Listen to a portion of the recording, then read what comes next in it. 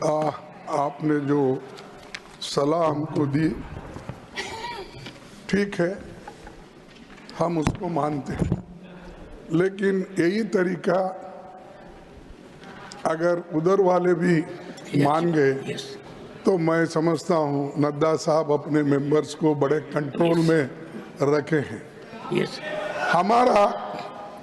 हमारा एक ही विषय है, जो वक्फ बोर्ड की जेपीसी की रिपोर्ट है, जिस रिपोर्ट में अनेक सदस्यों ने अपना डिसेंट नोट दिया है, वो नोट देने के बावजूद भी प्रोसीडिंग से निकालना और उन मेजॉरिटी मेंबर्स के व्यूज सिर्फ उसमें रखकर बुलडोज करना, ये ठीक नहीं है, ये कंडेमेबल है और एंटी डेमोक्रेसिक है, एंटी प्रोसीजर है।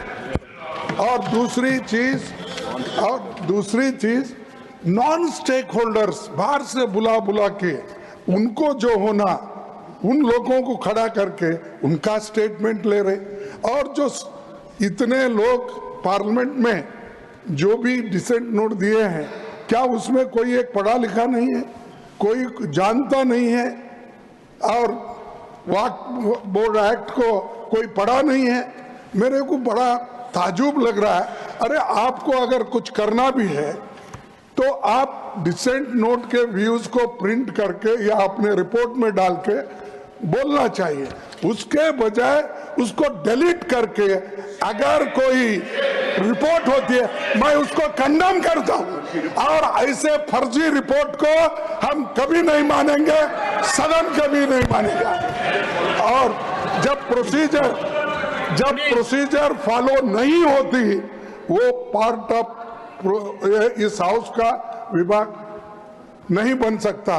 तो इसीलिए मैं आपसे विनती कर रहा हूं कि उनको डायरेक्शन दीजिए, जो भी रिपोर्ट आई है वो अगर वो रिपोर्ट में डिसेंट व्यूज नहीं है तो उसको वापस भेजिए, निकाल दीजिए, और उसके बाद में फिर एक बार, दो बार और एक बार आप पुनर्विचार करके उस सभी डिसेंट व्यूज को डाल के आप पेश कीजिए, फिर आगे क्या होता हम देख लेंगे। दूसरी बात सर, देखो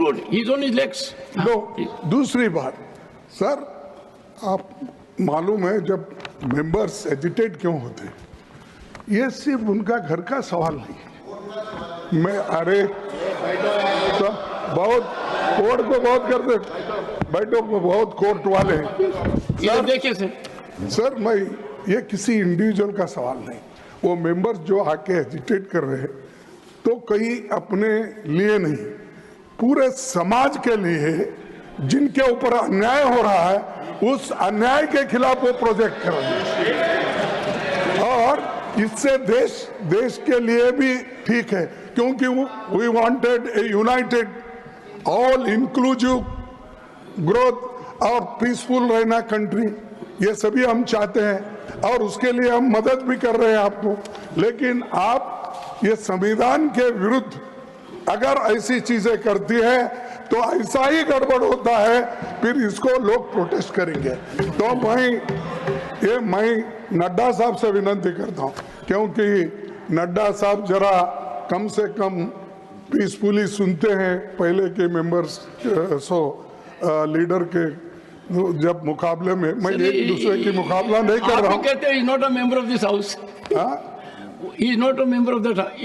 ओके ठीक है, मैं कभी कभी याद दिलाना पड़ता है, जैसा इतिहास का आप जिक्र करते हैं, राम का, विक्रमादित्य का, ये जैसा जिक्र करते हैं, वैसा मैं उनको ये बोल रहा हूँ कि आप प्रेसिडेंट भी हो, आपका इन्फ्लुएंस इसमें जरूरी है, आप इसको विड्रॉ करने के लिए, और इसको अनकॉन्स्टिट्यूशनल है, इसीलिए जेपीसी को फिर से आप भेजिए और इसको आप प्लेस करने के लिए।